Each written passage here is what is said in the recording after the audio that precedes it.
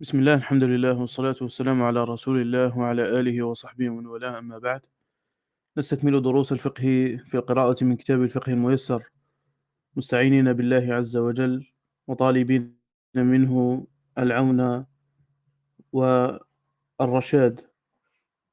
Donc nous allons commencer Inch'Allah Tabaraka wa Ta'ala notre cours d'aujourd'hui qui concerne la jurisprudence et nous allons continuer l'étude du livre Al-Fiqh al-Muyassar fi Daw' al-Kitab wa Sunnah, la jurisprudence simplifiée selon le livre et la Sunna.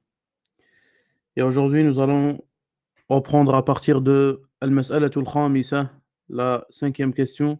حكم الماء المستعمل في الطهارة. Le jugement de l'eau qui a été utilisée pour la purification. Le jugement, le statut religieux au sujet de l'eau qui a été utilisée pour se purifier.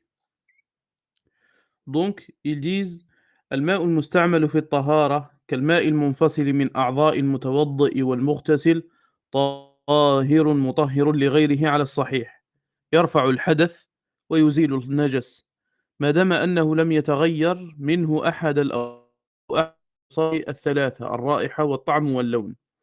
Donc ils disent que l'eau qui a été utilisée pour le but de se purifier, donc c'est une condition, comme l'eau qui découle des membres de celui qui fait les ablutions, ou celui qui fait le grand lavage, donc ils disent qu'elle est pure et purificatrice, selon l'avis le plus juste, ala sahih. Elle ôte al-hadath et elle enlève al-najas, à condition que cette eau n'a pas changé l'une des caractéristiques connues, les trois caractéristiques dont nous avons parlé la dernière fois, la couleur, l'odeur ou le goût. Donc on répète, l'eau qui a été utilisée pour la purification, telle que l'eau qui découle des membres de celui qui fait les ablutions, que ce soit mineur ou majeur, pure et purificatrice, selon l'avis le plus juste, à condition que cette eau n'a pas changé ni odeur, ni couleur, ni le goût. Donc là, on va parler concernant, là les savants parlent concernant l'eau quand la personne l'utilise devant nous. Si par exemple on a une personne, on est dans un voyage sur la route ou quelque chose comme ça, donc on a une bouteille d'eau qu'elle va pas peut-être suffire pour tout le monde. Donc qu'est-ce qu'on fait? On a une personne qui fait les ablutions et le fait de récupérer cette eau, donc on met un récipient au-dessus et on récupère l'eau qui tombe. Est-ce qu'on a droit d'utiliser cette eau ou pas? Donc ils disent que l'eau qui tombe des membres, qui découle des membres de celui qui fait les ablutions, que ce soit mineur ou majeur, elle est pure et purifiante. Elle est pure et purifiante. Elle ôte le hadath, que ce soit qu'on l'utilise pour le hadath ou le khabath, tant que cette eau n'a pas changé ni l'odeur, ni la couleur, ni le goût. Et ils vont citer la preuve de sa purification. Ils disent que le prophète sallallahu alayhi wa sallam, anna nabiyya sallallahu alayhi wa sallam, kana idha tawadda'a kadu yaqtatiluna ala wudu'ih. Que le prophète sallallahu alayhi wa sallam, quand il faisait ses ablutions, les compagnons radiyallahu anhum wa ardahum se battaient pour récupérer son wadu', ça veut dire l'eau qui restait, qui découlait de ses membres lorsqu'il faisait ses ablutions sallallahu alayhi wa sallam. Dans un autre hadith, ولأنه صب على جابر من وضوئه إذ كان مريضا. Le prophète sallallahu alayhi wa sallam a versé sur Jabir radiyallahu anhu lorsqu'il était malade, ça veut dire Jabir, le prophète sallallahu alayhi wa sallam lui a versé l'eau qui restait de ses ablutions. ولو كان نجسا لم يجوز فعل ذلك. Si cette eau elle était impure, le prophète sallallahu alayhi wa sallam ne l'aurait pas fait. ولأن النبي صلى الله عليه وسلم وأصحابه ونساءه كانوا يتوضؤون في الأقداح والأنوار. كانوا يتوضؤون في الأقداح والأتوار عفوا. Car le prophète sallallahu alayhi wa sallam et ses compagnons, ainsi que ses femmes, faisaient des ablutions dans ce qu'on appelle al-aqdah, c'est le pluriel de qadah, c'est les récipients, et ils faisaient les grands lavages dans al-atwar. Atwar, c'est le pluriel de tawr, donc c'est comme une sorte de bassine. ويغتسلون في الجفان et qui se lavaient dans الجفان. ومثل هذا لا يسلم من رشاش يقع في الماء من المستعمل. ولقول النبي صلى الله عليه وسلم لأبي هريرة وقد كان جنبا إن المؤمن لا ينجس. Et le prophète sallallahu alayhi wa sallam disait à Abu Huraira radiyallahu anhu pendant que celui-ci était en état d'impureté majeure, le prophète sallallahu alayhi wa sallam lui dit que le croyant ne devient impur. وإذا كان ذلك كذلك فإن الماء لا يفقد طهوريته بمجرد مماساته له. Et de là, on tire que l'eau ne perd pas sa purification, elle devient toujours pure, elle reste toujours pure, et on peut l'utiliser. Mais je vous rajoute une information qu'elle n'est pas citée dans ce livre. Donc à quel moment on peut dire que cette eau, elle est une eau utilisée ou pas? Donc il faut savoir que ce qui est obligatoire à laver, c'est juste la première fois. Le nombre que nous sommes dans l'obligation de le réaliser et de le faire que dans le wudu, c'est la première fois. Quelqu'un, par exemple, qui lave son visage, s'il lave son visage une seule fois, alors il a fait son wudu. La deuxième et la troisième fois reste quelque chose de recommandé. S'il le fait, il sera récompensé. S'il ne le fait pas, alors il ne sera pas châtié et son wudu est valide. Pareil pour les membres, et cela concerne tous les membres que nous sommes dans l'obligation de les laver 3 fois. Car le prophète sallallahu alayhi wa sallam faisait le wudu une fois, deux fois, trois fois, sallallahu alayhi wa sallam. Donc, à quel moment on peut déterminer, on peut qualifier que cette eau a été utilisée ou pas? C'est à partir où la personne l'a utilisée pour une seule fois. Donc, quelqu'un qui se lave devant nous, il vient par exemple pour laver son visage. Une fois il lave la première fois, donc elle est nommée une eau utilisée. La deuxième et la troisième fois, elle n'est pas nommée ainsi. Ça, c'est la première information que je peux vous rajouter. La deuxième information que je peux vous rajouter, qu'elle ne se trouve pas dans ce livre, on a dit que le ma'ul musta'malu fi tahara, il faut une condition, que cette eau, faut qu'elle soit utilisée pour la purification. Si on a une personne qui a lavé son visage seulement pour se rafraîchir, il n'avait pas l'intention de l'utiliser pour la purification. Alors on ne peut pas nommer que cette eau, c'est une eau utilisée, religieusement parlant. Pourquoi? Parce qu'il faut une condition que la personne l'utilise pour ôter soit le hadath ou soit le khabath. Et nous avons vu ce que c'est le hadath et le khabath. Et je vous rajoute une autre information au sujet de cette question. Il faut savoir, il faut faire la différence entre la connaissance du jugement religieux et la pratique de ce jugement religieux. Donc il y a une différence entre le fait de connaître ce statut, s'il est obligatoire, recommandé, et le fait de pratiquer et de mettre en pratique ce jugement. Je vous donne un exemple. Quelqu'un dans son verre, il a vu qu'il y a une mouche qui tombe dans son verre. Donc, cette personne-là, elle est au courant du hadith dans lequel le prophète sallam il dit si une mouche qui tombe dans votre verre, alors on peut la tromper, car dans une aile, il y a al-da, la maladie, et dans l'autre, il y a le remède. Mais si cette personne-là, son âme ne supporte pas de boire quelque chose qui a été touché par une mouche ou quelque chose comme ça, alors on n'est pas dans l'obligation de l'imposer. Pareil au sujet des ablutions avec l'eau qui a été déjà utilisée. Si on a une personne qu'elle ne supporte pas de se laver avec une eau qu'on l'a déjà utilisée, alors on n'est pas dans l'obligation de l'imposer. Mais si l'eau n'est suffisante, par exemple, on a la première personne, il a fait ses ablutions. La deuxième qui vient par la suite, on a récupéré l'eau qui tombait du et on n'a que cette eau qui suffit pour que la deuxième personne fasse ses ablutions.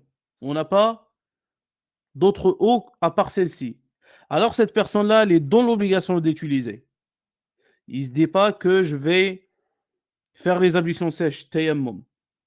On lui dit il y a la présence de l'eau qui t'empêche de faire at-tayammum. Tu es dans l'obligation d'utiliser cette eau. Mais s'il y a de l'eau et la personne ne supporte pas d'utiliser l'eau qui a été déjà utilisée, alors on n'a pas le droit de l'imposer. Mais si cette eau ne suffit pas, ça veut dire il n'y a que cette eau pour qu'il fasse ses ablutions, alors il est dans l'obligation de l'utiliser. Donc c'est ça ce que je voulais rajouter dans cette question que je voyais, c'est important. Donc la 6e question: أسعار الآدميين وبهيمة الأنعام. أسعار الآدميين وبهيمة الأنعام. Question numéro 6: الأسعار, l'eau qui est restée dans un récipient après avoir bu dedans. C'est ça la définition de as-su'r. As-su'r. Su'r, qu'est-ce que c'est su'r? C'est l'eau qui reste dans un verre, dans un récipient, dans une assiette ou quelque chose comme ça, après l'avoir bu dedans. Donc, quel est le statut religieux et le jugement religieux de cette eau-là? Est-ce qu'elle est pure ou impure? Est-ce qu'on peut l'utiliser pour faire les ablutions, pour se purifier ou non? Donc, qu'est-ce qu'ils disent? السؤر ما بقي في الإناء بعد شرب الشارب منه فالآدمي طاهر وسؤره طاهر. Donc, l'humain est pur et son su'r, ça veut dire l'eau qui reste dans un récipient que l'être humain a bu dedans est pure. Que cela soit un musulman ou un mécréant. Concernant celui qui est en état d'impureté majeure ou non. Donc je refais. L'eau qui reste dans un récipient après l'avoir utilisé ou l'avoir bu. Il y a de l'eau qui reste. Donc on appelle ça dans la langue arabe as-su'r. As-su'r. Donc le su'r de l'être humain est pur. Pourquoi? Parce que l'être humain est pur et son su'r est pur. Que cela soit un musulman ou un mécréant, que cela soit une personne en état d'impureté majeure ou non, que cela soit une femme qui a ses menstrues ou non. وقد ثبت أن رسول الله صلى الله عليه وسلم قال المؤمن لا ينجس. On rapporte que le prophète sallallahu alayhi wa sallam a dit que le croyant ne devient impur. Et d'après Aïcha, وعن عائشة رضي الله عنها أنها كانت تشرب من الإناء وهي حائض فيأخذه رسول الله صلى الله عليه وسلم فيضع فاه على موضع فيها. Aïcha radiyallahu anha buvait dans le verre, dans le récipient, alors qu'elle était en état de menstrue. Le prophète sallallahu alayhi wa sallam prenait ce verre-là et il mettait sallallahu alayhi wa sallam à ses lèvres, à l'endroit où elle mettait radiyallahu anha, qu'Allah l'agrée, ses lèvres. Et il buvait sallallahu alayhi wa sallam. وقد أجمع العلماء على طهارة سؤر ما يؤكل لحمه من بهيمة الأنعام وغيرها. Donc là, on va voir là, as-su'r, ça veut dire l'eau restant dans un récipient après qu'un animal dont la consommation de sa viande nous est licite, est-ce qu'il est pur ou pas? Donc là, on va parler concernant un animal dont la consommation est halal pour nous, et alors il a bu dans un récipient, il a laissé de l'eau, as-su'r. Est-ce on peut utiliser cette eau ou pas? Après que cette eau a été vue par un animal, par une bête dont la consommation la consommation de sa viande est halal. Ils disent أما ما لا يؤكل وقد أجمع العلماء, donc les savants sont unanimes que l'eau restant d'une bête dont la consommation nous est autorisée est pure, on peut l'utiliser. أما ما لا يؤكل لحمه كالسباع والحمر وغيرها فالصحيح أن سؤرها طاهر. Donc, concernant les bêtes dont la consommation de la viande est interdite pour nous, tels que par exemple as-siba', les animaux brutales qui attaquent, comment on les nomme en français? Oui, les animaux féroces. Donc, as-siba', al-humur. Donc, ils disent que selon l'avis le plus juste, que l'eau restant dans ce récipient est pure et qui n'a aucune incidence sur la pureté de cette eau. Surtout si cette eau, elle était de grande quantité. Et nous avons vu la dernière fois, quand l'eau, elle est touchée par une impureté, qu'est-ce que nous devons faire? Bon, mais quoi qu'il en soit, ils disent que cette eau reste toujours pure.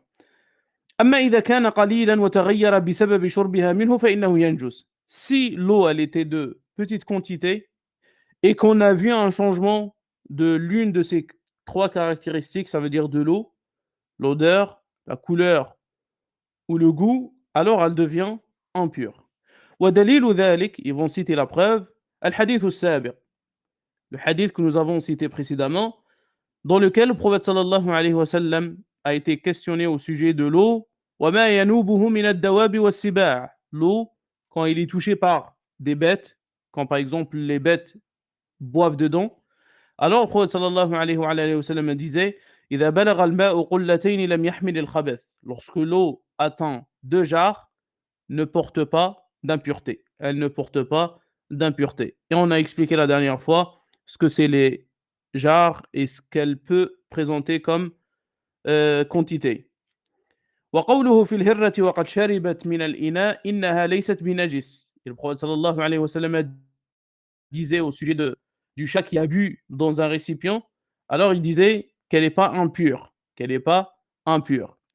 ولأنه يشق ولأنه يشق التحرز منها في الغالب، فلو قلنا بنجاسة سؤرها ووجوب غسل الأشياء لكان في ذلك مشقة وهي مرفوعة عن الأمة. Et surtout, ce qui concerne les chats, si on disait que leur su'r est impur, ça porte une contrainte sur la communauté musulmane.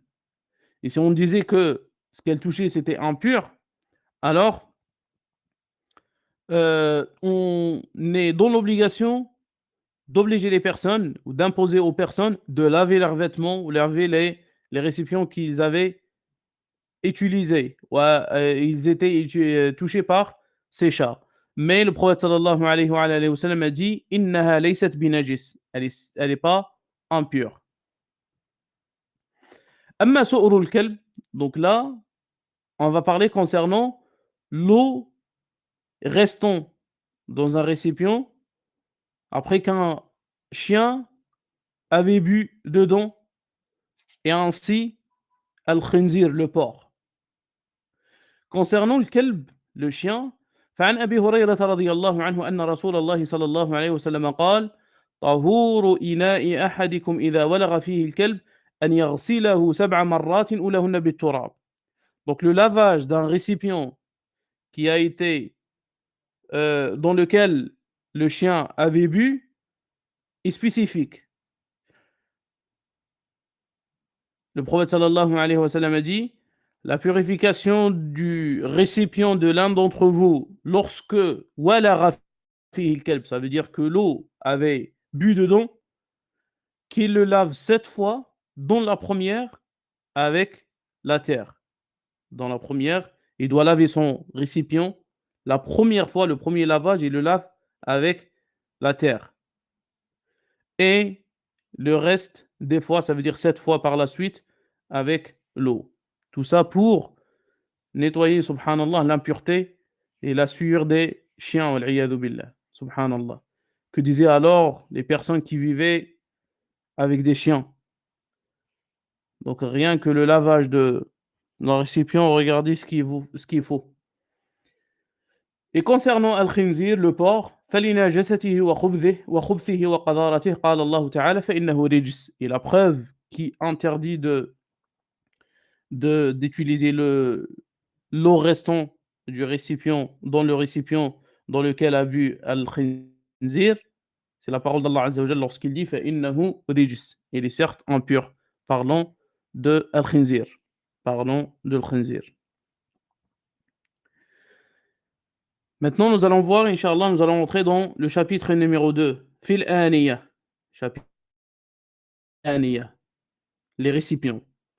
Al-Aniya hiya al-aw'iyah allati yuhfadhu fiha al-ma'u wa ghayruhu. Qu'est-ce que c'est Al-Aniya? C'est les récipients dans lesquels on conserve l'eau ou autre chose semblable. سواء كانت من الحديد أم من غيره. Qu'elle soit de la matière du fer ou autre. À l'origine, ces récipients sont halal. Sont halal. Car Allah subhanahu wa ta'ala dit هو الذي خلق لكم ما في الأرض جميعا. C'est lui qui a créé pour vous tout ce qui est sur terre. La première question, استعمال آنية الذهب والفضة وغيرهما في الطهارة. L'utilisation des récipients d'or et d'argent dans la purification. Est-ce qu'on a le droit d'utiliser un récipient d'une matière d'or ou d'argent pour se purifier? C'est ça la première question de ce chapitre. يجوز استعمال جميع الأواني في الأكل والشرب وسائل الاستعمال. Il est permis d'utiliser l'ensemble des récipients pour boire, pour manger et le reste d'utilisation. Si elle est pure et licite, même si elle était chère, ولو كانت ثمينة لبقائها على الأصل, car à l'origine, comme nous avons dit, elle est autorisée. ما عدا آنية الذهب والفضة, à l'exception les récipients d'or et d'argent. Et faites attention, là on est en train de parler concernant le fait de boire et manger. Là, c'est pas la purification au premier lieu. Donc le fait de boire et manger. Donc ils disent يجوز استعمال جميع الأواني. Il est autorisé d'utiliser l'ensemble des récipients pour boire et manger et le reste des utilisations si elle est pure, autorisée, même si elle est chère, sauf les récipients d'or et d'argent. فإنه يحرم الأكل والشرب فيهما خاصة. Il est certes interdit d'utiliser ces deux catégories de récipients spécifiquement pour boire et manger. Et je dis bien pour boire et manger. Là, je parle des récipients fabriqués d'or et d'argent. Mais sinon, il est autorisé de les utiliser pour les autres choses. Là, on parle de le fait de boire et manger. Donc, لقوله صلى الله عليه وعلى آله وسلم, conformément à sa parole صلى الله عليه وسلم lorsqu'il dit لا تشربوا في آنية الذهب والفضة ولا تأكلوا في صحافهما فإنها لهم في الدنيا ولكم في الآخرة. Ne buvez pas dans Ne buvez pas et ne mangez pas dans les récipients d'or et d'argent, car ne buvez pas et ne mangez pas dans les récipients d'or et d'argent, car elle est pour eux dans cette vie d'ici-bas et elle est pour vous dans l'au-delà. Ne buvez pas dans les récipients d'or et d'argent et ne les prenez pas comme des assiettes pour y manger. Elle est pour eux dans cette vie d'ici-bas et pour vous dans al-akhirah. Également, le prophète sallallahu alayhi wa sallam a dit الذي يشرب في آنية الفضة إنما يجرجر في بطنه نار جهنم والعياذ بالله. Le prophète sallallahu alayhi wa sallam dit celui qui boit dans un récipient d'or, celui qui boit dans un récipient d'argent, alors il fait couler dans son ventre le feu de l'enfer. فهذا نص على تحريم الأكل والشرب دون سائر الاستعمال. Donc, ces deux textes montrent que l'interdiction concerne le fait de boire et manger particulièrement, et non pas le reste des autres utilisations. فدل على جواز استعمالهما في الطهارة. Donc de là on tire qu'il est permis de les utiliser dans la purification. والنهي عام يتناول الإناء الخالص أو المموه بالذهب والفضة.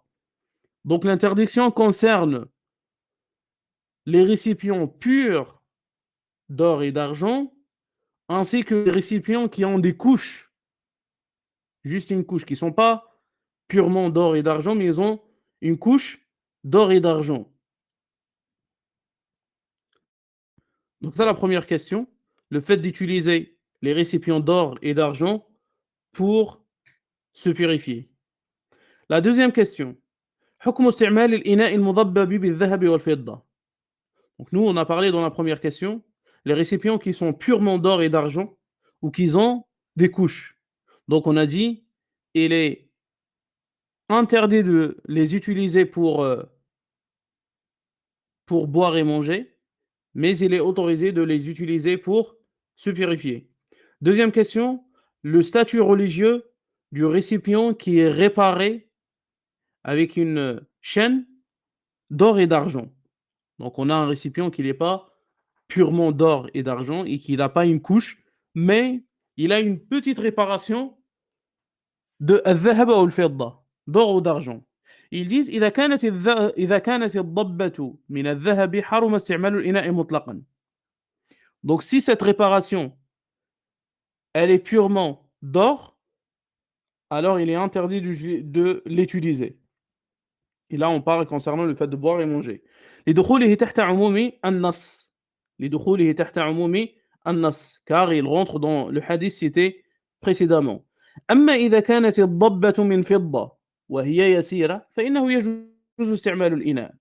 Donc, si cette chaîne de réparation elle est d'orge, elle est d'argent, si elle est d'argent et elle est petite, elle est minime, alors on peut l'utiliser. D'après Anas ibn Malik radiyallahu anhu dit, انكسر قدح رسول الله صلى الله عليه وسلم. Le verre du prophète sallallahu alayhi wa sallam a été cassé, alors il l'a réparé avec une chaîne, il l'a recollé sallallahu alayhi wa sallam avec une chaîne d'argent. Il l'a recollé avec une chaîne d'argent. D'autres savants, ils ont rajouté une autre condition. Donc les conditions que nous avons, qu'on doit citer dans cette question. La première condition, que la petite réparation ou que la réparation soit avec une matière d'argent. Deuxième condition, qu'elle soit qalila, minime. Troisièmement, donc la première, qu'elle soit une dabba. Je refais la première condition, qu'elle soit une dabba. Ça veut dire une réparation. Deuxièmement, qu'elle soit minime. Troisièmement, qu'elle soit d'argent. D'autres savants, ils ont rajouté une autre condition. Ils ont dit s'il y avait une nécessité. La troisième question, et c'est avec ça que nous allons terminer, Inch'Allah. Aniyatul kuffar, les récipients des mécréants. Les récipients des mécréants. Ils disent al-aslu fi aniyatil kuffar al-hil.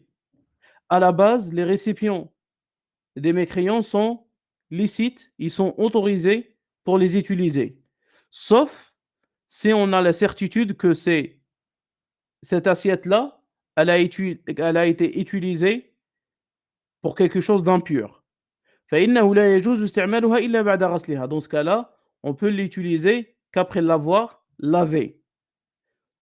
Donc à l'origine, les récipients des mécréants sont halal, sont licites. Sauf si on a la certitude que cette assiette ou ce verre a été utilisé pour quelque chose impur.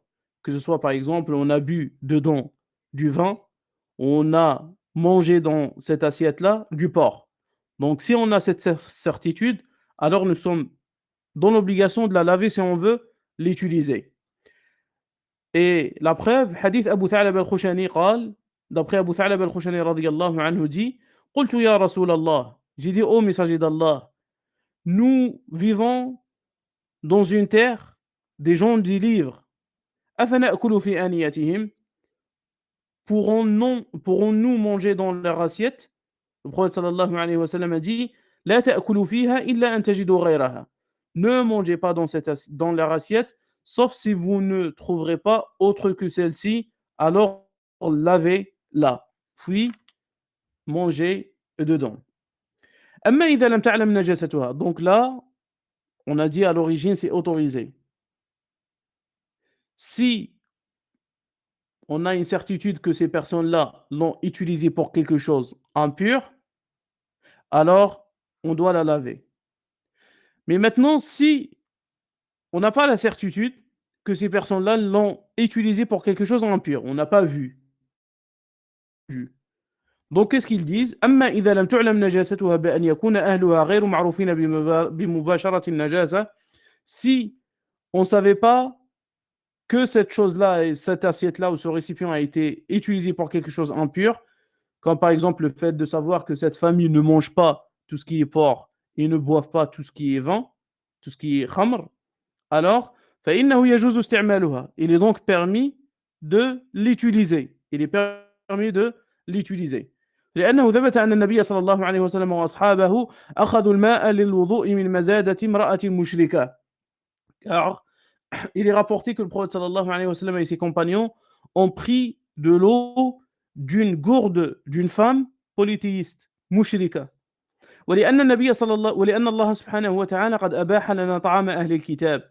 Et Allah subhanahu wa ta'ala nous a permis la nourriture des gens du livre et qui peuvent, ils disent وقد يقدموه إلينا في أوانيهم. Ils peuvent nous présenter et nous offrir leur nourriture dans leur assiette.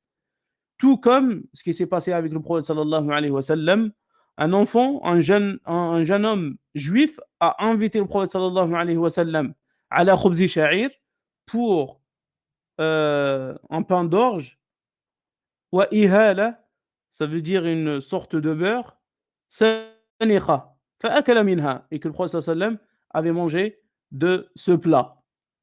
Donc de ce hadith, on comprend qu'il est autorisé de manger dans une assiette, de boire dans un verre, si on a si on sait pas si on peut savoir que ces personnes-là ou cette famille-là n'utilisent pas ou ne sont pas en contact avec tout ce qui est impureté.